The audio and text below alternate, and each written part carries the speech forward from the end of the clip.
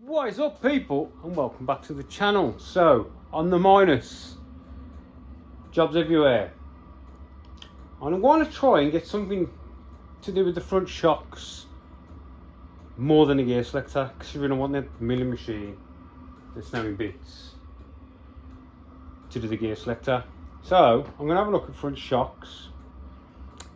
First of all, what I need to do is, remember these things I made to replace the tail bolts? Yeah, well, I haven't actually got a nut. The only way I can put these in and get them tight is to lock this bolt into this, screw it in, and then undo the jam nut. But I haven't actually got a jam nut. So, first thing we need to do is jump on the lathe, get this bit of hex bar, make a jam nut. So let's jump on the lathe first, shall we? Get that done. This is going to be a very simple, quick job. Really need to clean this lathe. So we've got some hex. Nice and simple. So we're going to pop the hex in the jaws. We're going to power the machine up. We are going to change the tool. And we will go with this one. And we're going to face it, center drill it, tap it, part it, nut done. Well then.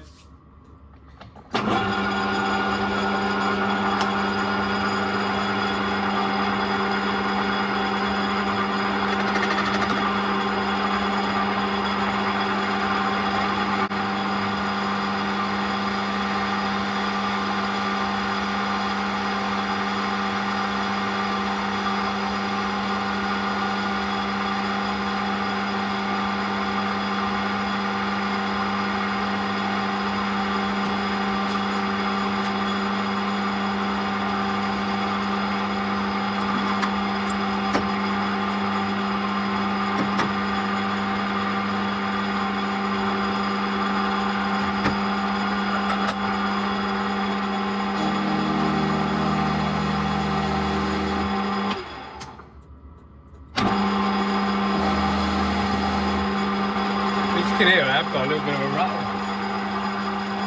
You know what that is? It's the gears for the auto feed.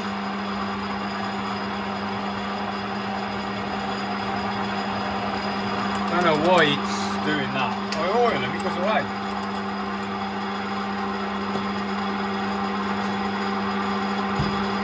It's quite annoying.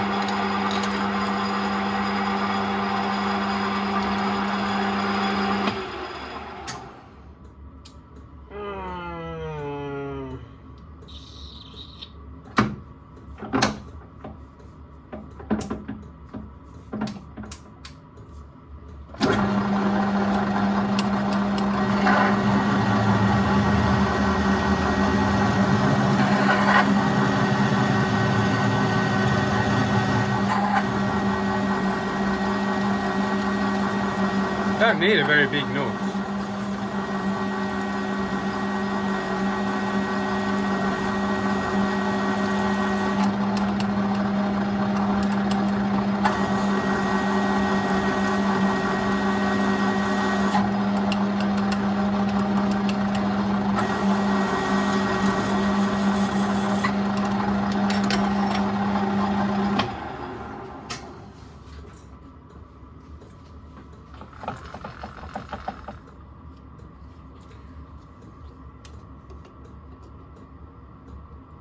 So that is 14.5.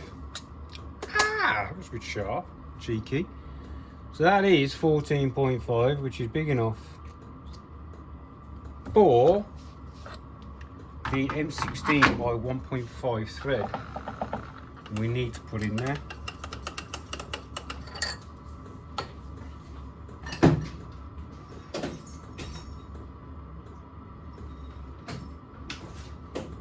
I've started arranging everything in my drawers and I can't find fuck all. Why is that normally the way? Huh?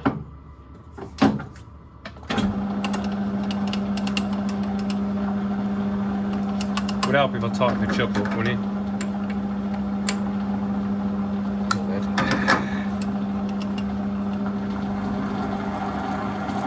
A little bit of a leading edge for our tap. We're going to do the cardinal sin and put the tap in the tailstock. Remember, don't walk away from your label, leave it running. So all I want this to do is just start the threads, because I don't think we'll have enough to go in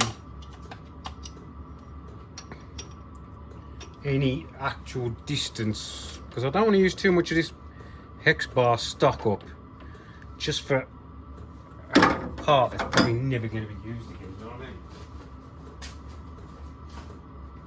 The idea of the front suspension I've got in my mind is very tricky to accomplish, so we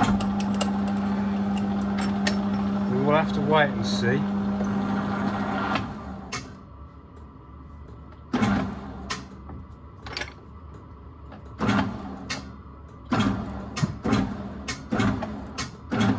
There we go, that's all the way. So I left this a little bit loose, so once we got to the bottom it would spin in the chuck rather than shear the tap off, you know what I mean?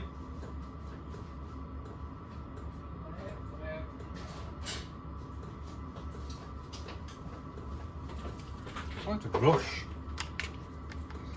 I don't have a lot of time. So that now is threaded. Let's try the bolt. It's threaded to a degree.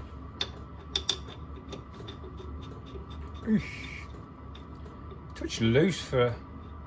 Then again, we haven't actually gone full. We're still on taper, but it's a touch loose for. My note says M16 by 1.5 is a 14.50mm hole, and that's the sterret. That was 14.51. So to be honest, I reckon a 14.2 I would have been better, but it is what it is. It is what it is. Let's blow up from here. Tap. And I'll leave that tap in there for now. Now we need to part it off, or we cut it off in the saw. We're going to try and part it off, but as you may notice, I know you probably got, this isn't square. I've actually got it set off at an angle because I used it for something that I can't remember what it was. So we need to square it up with the chuck. So I need a piece of stock. That'll probably do. Put that in there. Bring that up. Alright. No, it's too big. I need something smaller. Remember that one? There we go, that'll do. So what you're going to do is bring that up.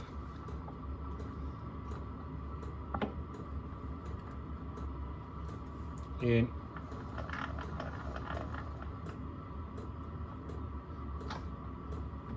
Just keep rocking it until it goes home. You know what I mean? That is one of the easiest ways I've found of squaring up a tool when you've had it all over the place. Because when you just bring it up against this, it just squares, it locks itself in. Just nip it up. Ta-da! Now we know the tool holder is in line with chuck face, which is where you want it to be, I suppose. So we'll go high speed 460. Give that a whirl, see what happens. I'm not a big fan of parting tools, especially on interrupted cuts.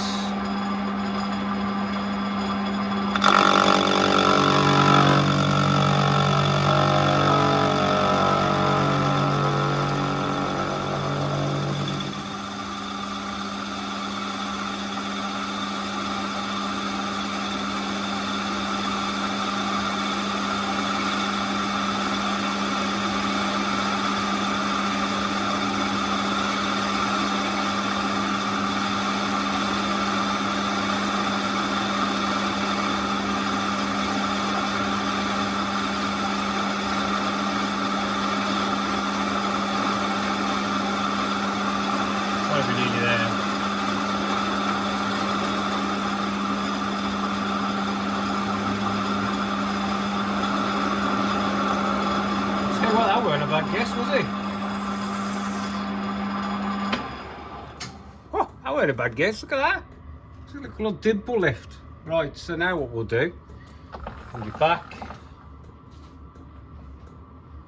Let's stop back in there.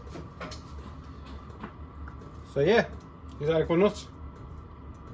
Ah, that's warm. Oh. What am I doing? This. Out of here. That can come out of here now. Now what we'll do, a bit of blow down.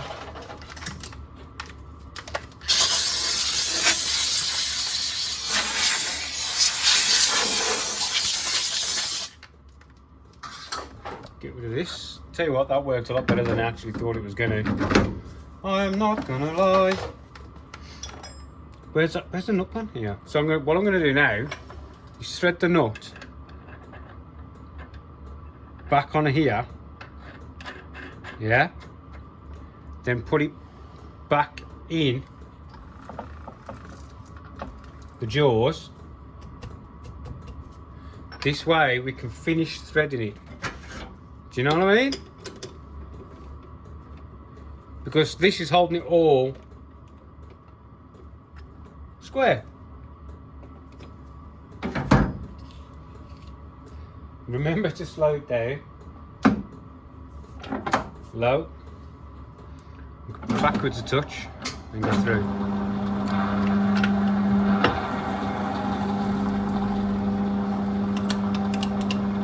Here we go.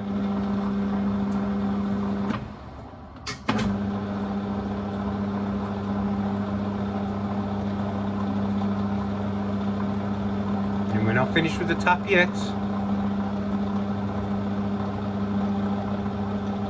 So we're going to do that same thing.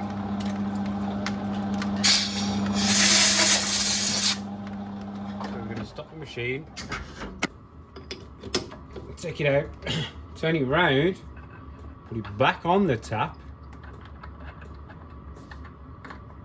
Be a bit tricky because it's got a bit of a, you know, it's now got a burr coming off the back of it, hasn't it? Come on.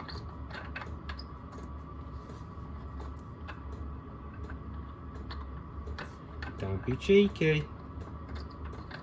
There we go. Now we'll screw that. That was sharp. We'll do that today. Screw that onto there. Put it back in there. Get out of it. There we go.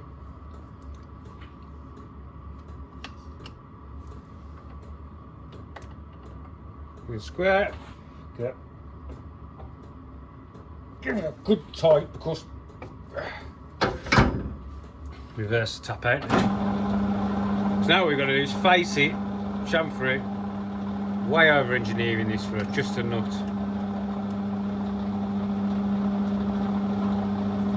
It's out of there now. Stop that. Moving it back. It's all on. Speed up. Face it off. There.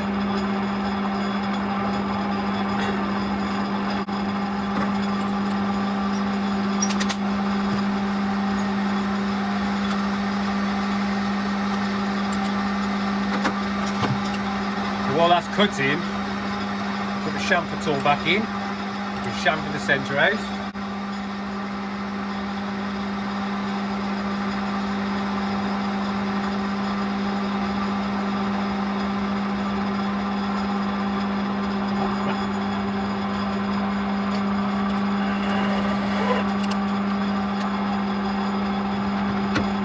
See how annoying that rattling is? Can we get in with this tool?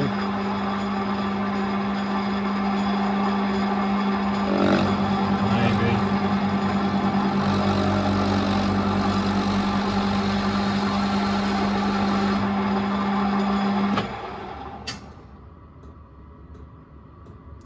Just about got it, I think. Tool out.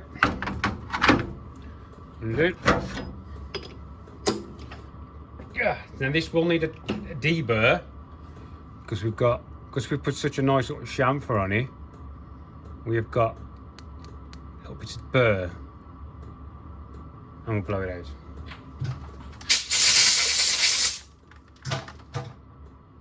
Right, I'll grab a file and do this. Right, so what we're going to do, little file, just knock off the edge. That is it. Really, if I'd have put a new tip on, this probably wouldn't need doing, but I didn't put a new tip. You know, new carbide insert thing. But I ain't doing that just for a nut that probably never going to get used again. And then again, never say never.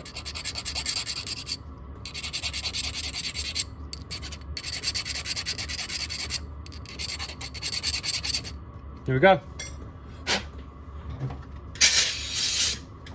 Where we have our M16 by 1.5 nut, for the sole purpose of fitting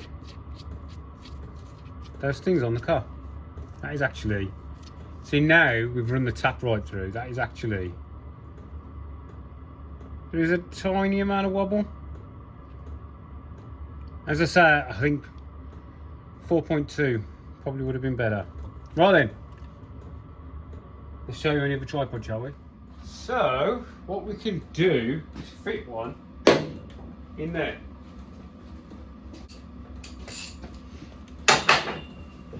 Because we've got to make a top hat for it as well. Yeah.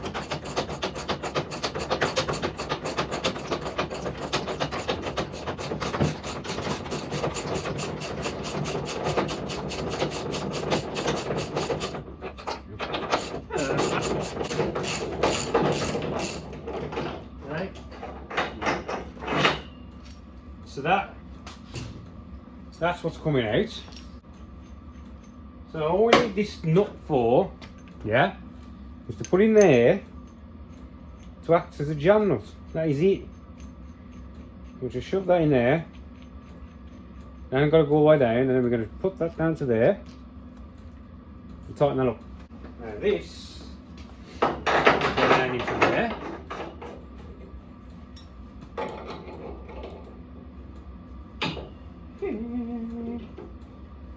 Yeah. Yeah, thank you for that. Just use this.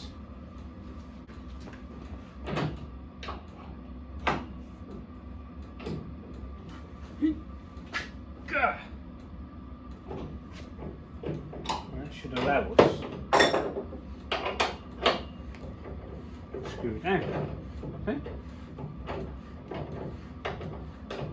That's going to take forever. 14 mils.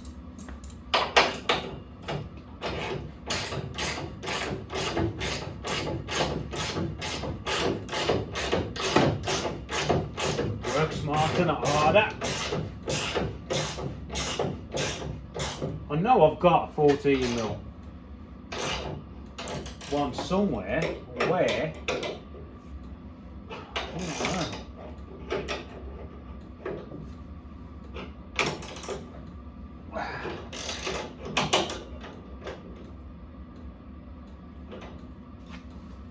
Right, so that now is all the way in, yeah? Oh, fuck. It's tight, right. Shit tight. Technically, shouldn't have to come out again. And now, you undo the jam nut, it should all just come out.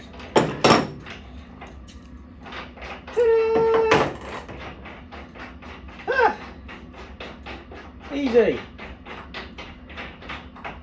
Go. So, I'll get the other one done, call you back. Right, so they're both in. So we've got our ruler. So that stands out 17 mil. And that one stands out 16, No more 16.5, 17. So there's a slight discrepancy, but I think we can live with that. Because if you remember, these bulkheads were different sizes. I think this one is deeper than that one. From what I can remember, so that's 98mm. And that's 99mm. So, you know, it equals out. So now what we need to make is a top cap for these. Because the idea is now there's going to be a piece that goes over the top of that.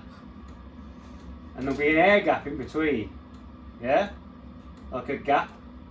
So when you pull the bolt down, it pushes the top cap onto this and locates that. So we want a nice fit on this. And its job is to slide down and pull the bolt up, which will tighten it all up. But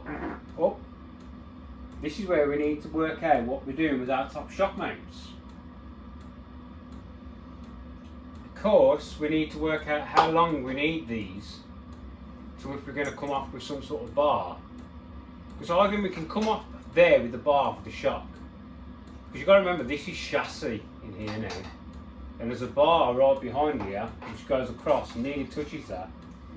So the odds that this cage here will twist is pretty minimal, considering it's being pulled to the top of the subframe and it's being held by roll cage. So I reckon we can just come with tube like that. Do you know what I mean? Straight onto the side of the shock. Well, it's going to be tricky actually, because this shock has to run, because he's not got the rose jointed shocks. If you had the rose jointed shocks, that take up for any misalignment. But with these shocks, no, it won't take up any misalignment.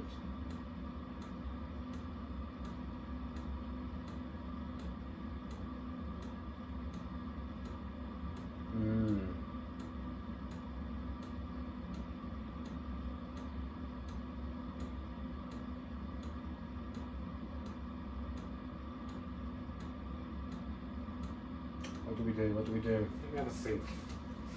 Let me have a think.